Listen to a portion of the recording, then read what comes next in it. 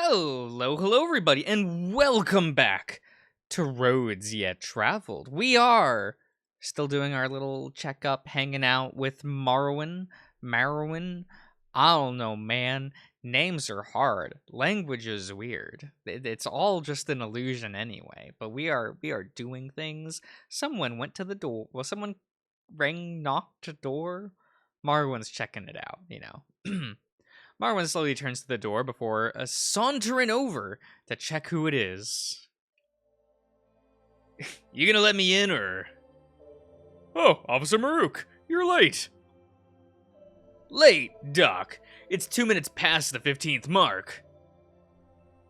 I know. Such a shame. I hear I expected better from our wayward shepherd. I ain't fucking late, and I sure as void ain't a shepherd. Now get out of the way. I gotta put this shit down. Sorry. Too much? Please, come in. Yeah, I don't understand them at all. With that out of the way, Maruk comes in and drops the tray down in front of me. Actually, why isn't the...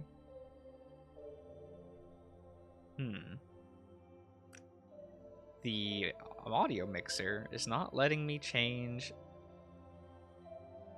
Is that gonna let me change it now? There we go. Things weren't working right for a minute, okay? You know, it is what it is sometimes. So, how's all this shit going? It's going well. It's a little difficult trying to ascertain any form of accurate baseline for, well, anything. But things are moving along. He just scratches his chin and pulls a stool over for himself. How about you? I figured you'd be busy. First day back and all that. Nah, I'm just finishing up some paperwork today. I don't get back to real work till tomorrow. Trust me, this was a welcome excuse. You wouldn't believe how many documents I have to sign off and... What have you been doing for the past few days, then?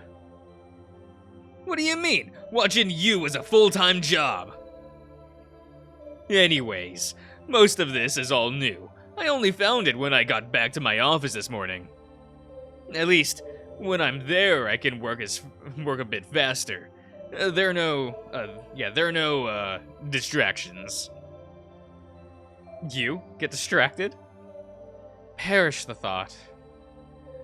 Well, I can't understand whatever the fuck you just said. I know it was an insult, kid. Watch it. Next time I'll, He stops as his eyes meet Doc's, who has a less than welcoming expression. Can you two please? For 5 minutes. Just enjoy lunch. We're fine, Doc. Yeah, nothing to worry about. It was just a small threat. Doc rolls his eyes and turns away from us, writing something down on his monitor. In the meantime, Maruk very loudly unwraps his sandwich, catching a scathing side-eye from Doc. Shoo. So, really, Doc, nothing to report then. Oh, no, Maruk, nothing that you'd have to worry about. Please, try to relax. I know you've been on edge for almost a week now. With Maruk cowed... What, cowed? From worrying? Cowed? What? He gives up and finishes his lunch. For such a fit Karen, he eats like a monster, as the Stayer burger is gone about after 5 or so chomps. Some people eat burger fast, and he got a moozle he can eat more in one bite. Rather than a human like yourself, Tucker. Unperturbed and now full, he tries to change the subject. Never really noticed how empty this place is when no one's here. It's kind of creepy without all your assistants running around. I mean, it's fine and all. It's just a big place for only the two of you. Yes, my assistants are elsewhere. But it's fine, I can manage. I know how to work everything in here, and if I need another pair of paws, I'll just call you. I know how much you love spending time away from work. If you really need me around, I can be here, but otherwise, I'm a bit busy, Doc. I was supposed to pick up some more documents from another fucking column today, and yet, here I am. Oh my, that's quite the walk. It seems like you need your own assistance. Another what? No column. He means another part of the station. Just how big is this place? I'm not quite sure how to explain that, Tucker. The station itself is quite massive. It's the largest orbital in Marrowyn, mind you, but it's up there. As I've said before, it houses roughly 500 Karens, as well as labs and facilities for all of us, including necessities like the engines, generators, and other essential systems. You sure it's a good idea to tell them all of that, Doc? I mean, surely he could still be some kind of danger to... Marrowyn, drop it! Doc, I'm just... Look, I gotta get back to work. You almost done there, Tucker? Yeah, sorry. The silence stifles the room, and Marrowyn gets ready to go. Marrowyn, are you... Look, I get it, Doc, okay? Just... I gotta do my job too, alright? Same time tomorrow, yeah. Only if you can. See you then, Tucker. He nods in my direction before letting himself out. The blue-green of the room suddenly feels more pale than before. I'm sorry about that, Tucker. He should be fine, but I'll message him later. Where were we? He pulls a few things out of his monitor before turning back to me, seemingly more jovial than before. Oh, well, if you're still interested, I had prepared a small presentation for you. A presentation? What are we learning today, Doc? What's it about? Marrowyn, I figured you might be interested in a brief explanation of our system. Just give me a tick to set it up. Intrigued, I move my stool over and wait. Doc excitedly types away at his keyboard until... Oh? What the? Well, what do you think? I had no idea these got so this big. Yes, although, just barely. This is about the upper limit they can go without while retaining functionality. I often find it distracting, so I don't really use it, but sometimes it's useful for visualizing certain things. He notices I'm only half paying attention as I reach out and try to touch the projection. To my surprise, it actually moves when I touch it. Taking a few more minutes to push some tabs around, I notice how they strangely seem to carry momentum, as if actually being pushed aside. It's fun, but he's right. I can see how it could be distracting. Sorry. It's quite alright. Well, shall we? Now, all life in our system, as I'm sure it in yours, is due to our star. Arise. It's an orange dwarf that we've calculated is roughly 29 million cycles old, and burns mostly hydrogen. Her light struggles to reach some of the outermost planets, but you wouldn't think so while standing outside a hot day. Next, the first planet in our system, Tyrum, is largely forgettable. Its outer crust is almost entirely metallic. The inner layers are fairly diverse in terms of composition. Due to its size, however, it has no magnetic field and it's constantly blasted with solar radiation. Sounds like a fun place. Okay. You may joke, but there have been attempts, proposals to set up mining facilities under the planet's surface. Although with our current technology, it wouldn't be worth the resources put into it. Now, moving further out, we have our homeworld. World. That's what that says. Homeworld. Lio. Oceans cover around 80% of its surface, while its two continents and various island chains are where most Karens reside. Temperature ranges stay comfortably habitable throughout their seasons, at least near the equator, and it supports a varied ecosystem. At least compared to Euron and Reich. Reich? It also has one tidally locked moon, if you know what a moon is. I know what a moon is, Morrow. It sounds pretty similar to Earth, although that was quite the short summary. Well, after Lio, we have Euron. Euron? The first planet we expanded to.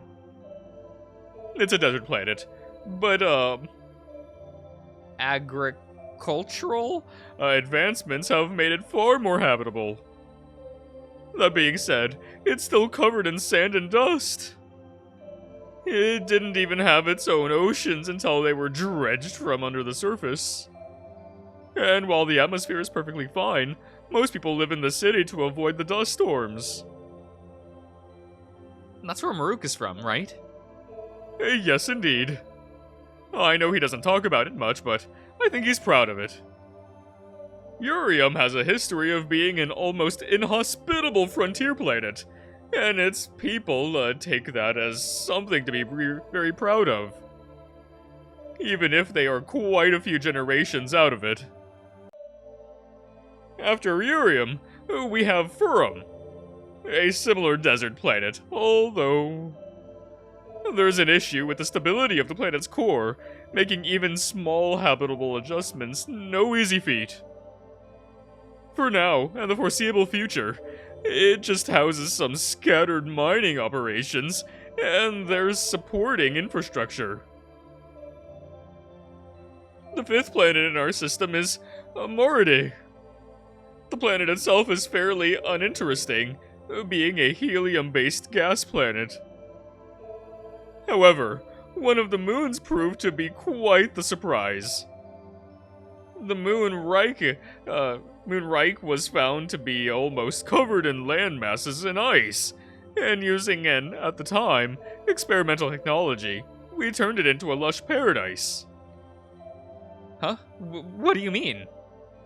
Well, I don't wholly understand it myself, but I believe they found a way to create an artificial atmosphere long enough to melt all of the ice, and fertilize the oceans with oxygen producing life. Then eventually, vast amounts of plant life grew on the surface, allowing for habitation. Well, I say habitation, but I can't fathom why anyone would want to live there.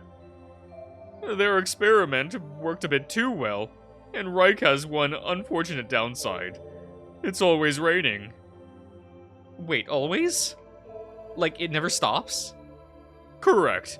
The plants have since adapted to it, so even trying to correct the error might cause more damage than it would do good. But yes, the second expansion of the Kurain ended with a perpetually raining moon. But it is habited, right? Oh yes, I've heard that the cities are inside giant habidomes, as to avoid the torrents. But if you live in the outskirts or even further, well, I'm sure you'll get used to it, but it sounds awful to me.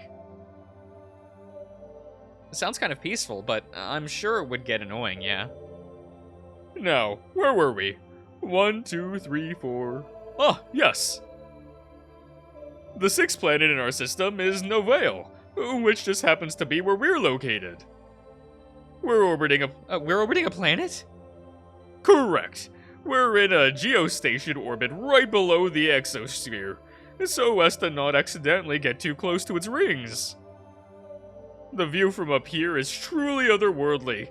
I hope I can show you at some point. Well, the view of the rings at least. No Vale is a gas planet, so there isn't much to see down there. And even less to do, well, except be torn apart by its gravity. Next and last is, Wait, is that us? I ask, pointing at the projection. Oh, yes, that's us. Say hello to the Icaroid 2 station. It's a lot larger than I thought it would be, or maybe taller. It's kinda hard to tell which way's down. Wow, that's impressive. But, sorry, I cut you off. Is there more? Don't worry about that, Tucker. And yes, the last and final planet in our system is Reclane, which is also the largest planet in our system. Besides being the largest, though, it's fairly uninteresting, just another giant gas. A gas giant. But that's about all I had prepared. Sorry it was so short. Do you have any questions? Not really. That's it? Well, I guess he did say it was a summary overview. Though I do feel like he skimmed over the important parts. Again. Well, it's fine. The rest is only if you care about science-y stuff, and we're no scientists. Could you maybe tell me more about Lio? It's your homeworld, right? Can you tell me what it's like? Well, what's it like? It's been, a long while since I've been. I'll be honest, Tucker. I haven't spent quality time on Lio in about 20 cycles. The last time I was there, I was holed up in some lab for 3 months before flying back here. Isn't it your home, though? Well, that's complicated. Can he really not give me an answer? Is there something he doesn't want me to know? I don't get it, but I'll move on for now. Although that does remind me of something, though. Does Tyre know about my system? Your system? Yes. I believe so. Oh, then why didn't you want him to see my drawings of it? Was it that bad? I don't particularly remember that. Marrowyn, please, I'm just curious. You're right. I'm sorry. I wanted to hold off on telling him until we were sure. I simply didn't wish to cause him any more stress. He was, and still is, busy with his own work. He knows now, of course, but in the moment I didn't want to place yet another burden on his shoulders. I can understand that may have been confusing. That seems like a fine reason, but he's told me stranger lies before. It doesn't concern me if he wants to withhold information from Tyre, just to make his day a bit less stressful. But hasn't he done that with me? I'm sorry, I didn't mean to sound accusatory. Thank you for understanding. He's been working extremely hard, but if there's anything I can do to make that easier for him, I will. We've gotten a bit off track though, haven't we? I think we should get back to it. Don't worry, there isn't much more to be done today. With a nod, we continue with the exams. We breeze through simple exams as the marks pass by, neither of us stopping to converse more, then to go over each exam or to ask how I feel. Which is kind of him, but it does start to get a bit much when he's even worried about swabbing down my arm with disinfectant. Eventually, however, he seems content with the work that's been done and spends some time writing up a report for Tyre and, I presume, the captain. Watching as he types away with one finger is pretty funny, especially as he constantly checks back and forth between the keyboard and the screen. He seems kind of like a waste of time, having to type all that up yourself and format it and whatnot. Wait. Hey, Marrowyn. He responds without turning away from the monitor. I know you have, like, this learning algorithm thing and some pretty advanced monitors, but do you have any that are intelligent? Like, ones that can talk, too? I feel ridiculous even asking, but surely they have something, right? Talk to? No, sorry. I'm not quite sure what you're expecting, but most monitors are just used to run computations.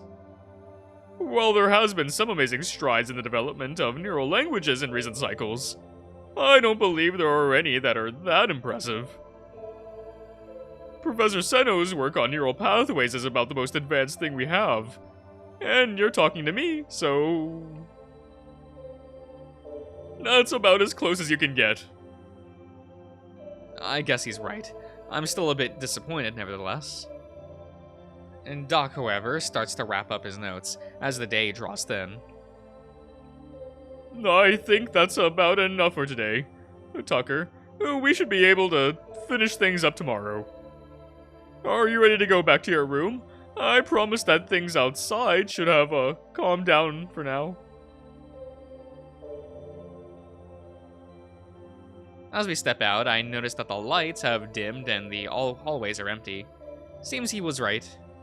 It makes me wonder if this whole area is more akin to an office than anything. So when the shifts end, everyone just heads home. Walking back, the repetitive nature of the halls blend everything into a mess of gray stain. Okay. And I almost start to feel lightheaded. Fortunately, though, we pass by the library door, signaling that we've almost arrived. Oh, good. The good old little apartment we got. Once we get to the hallway, we quickly head inside and I start the shower. Marrowyn just continues typing something up on his monitor, so I leave him be. I'm sure he's still prepping for tomorrow. As I step out, though, I see he's already laid down for the night. Are you alright? Yes, I think so. I'm just tired, Tucker, as I assume you are. We got a lot done. We got a lot done today, but there is still much to do. He sighs and places his monitor on the desk. Same thing tomorrow, then? Yes, although the tests will be difficult, mind you. Are these tests... are they helping? Like, are they useful to you? It's a bit hard to tell from my end. Well, it might be a few days until I have anything concrete, but trust me when I say that they've been nothing but fascinating. Although I can understand from your perspective, things might be confusing. Would you like me to try and explain things better? I did my best while in the labs, but I can put something together if you'd like. No, it's fine. I trust you.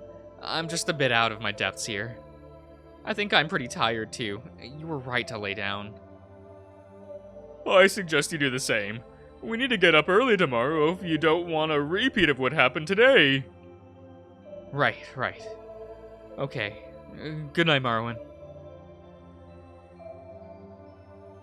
Good night, Tucker. For some reason or another, sleep does not come gently this night. That's every night for me. I listen for anything. A pipe gurgling, a vent fan clanging, a stellar wind blowing against the hull. Nothing. Staring at the ceiling, I try to find something to focus on, but it does not come. All I can think about is home. Day 8. I wonder how many days there are in this game so far. Curious. The morning goes by in a blur as Marrowyn tries to get everything organized and leave on time, which doesn't really give us much time to talk. I feel like I'm being strung along a bit. I'm sure things will slow down soon, but as we're already halfway to Doc's lab, I'm just, I'll just assume that day isn't today. Back in the lab. As we arrive, Marrowyn immediately goes about getting things set up as he leaves me by his desk. It doesn't take too long, but he bounces from machine to machine, checking every readout. I'm starting to realize I might be spending the next few days in this place. Oh, here, let me turn that down. There we go. I mean, it could be worse. I could still be in that cell, although it's not like I can really go anywhere. Oh, that should be everything. Are you ready, Tucker? Should we get started, so... Are you alright? Huh? What? I'm sorry. For a moment, there was just... You just seemed very, well, never mind. Are you ready to begin? Yeah, sure. What's up first? Do you mind if I try to take another sample of your blood? I think I almost have enough to start taking it to stop taking it so regularly, but my assistant specifically asked for more. Yeah, sure. If it's too much, we can always... No, it's fine, Morrow. Let's just get it over with. I lay out my arm for him, but he's in no hurry to get started. He knows I don't particularly like it, yet I'm still doing it for him. And he's doing it for me, even if I don't see the immediate benefits. Carefully, he presses the device up against my skin and...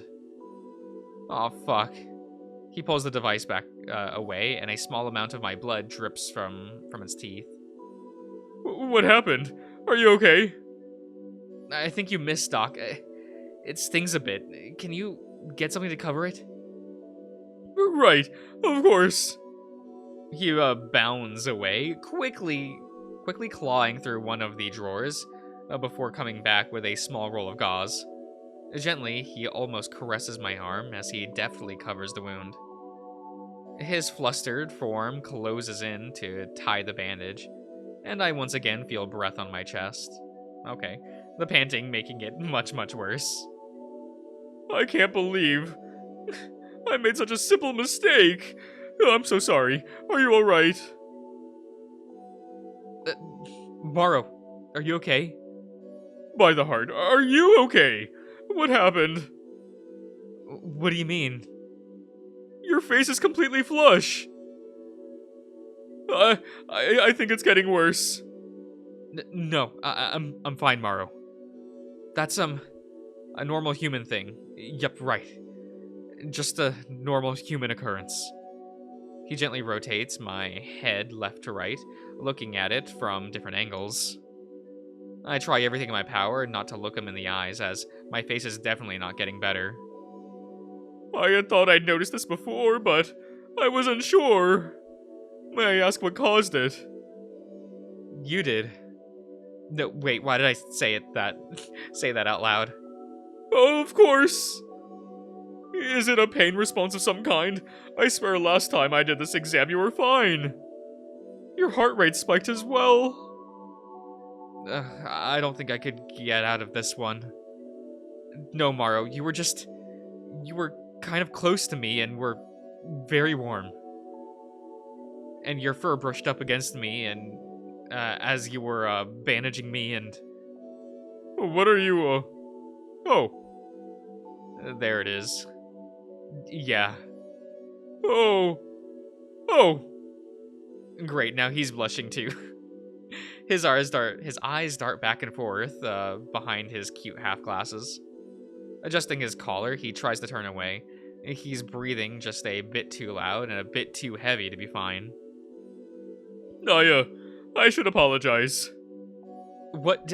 Doc, I'm not upset. You don't have to apologize. Why'd you think that? Because it was highly inappropriate of me. Tucker, you're my patient and should be treated with respect. You do treat me with respect, Marrowyn. I was basically slathering all over you. A patient should never have to see that. Doc, I don't want to be the patient. What do you mean? I'm already the alien, the freak. Can't I just be Tucker? It's freaking me out a bit. All the attention is stifling. It's too much for me. I'm just some guy. I can't help but not feel special. But I know that's impossible right now. And most of you don't have to get all worried about touching me. You can touch me, it's fine. Let me rephrase that. I know none of this is normal. I mean, I'm a fucking alien to you. But that's just how it is, and yeah, that's weird. But nothing can be done about it. But do you think you could see me less as a patient and more as a crewmate? The words leave my mouth, and I assume his neural can't keep up. It's no simple request either. Suddenly, as if struck by sudden cognizance, that is what that word is. It seems things click.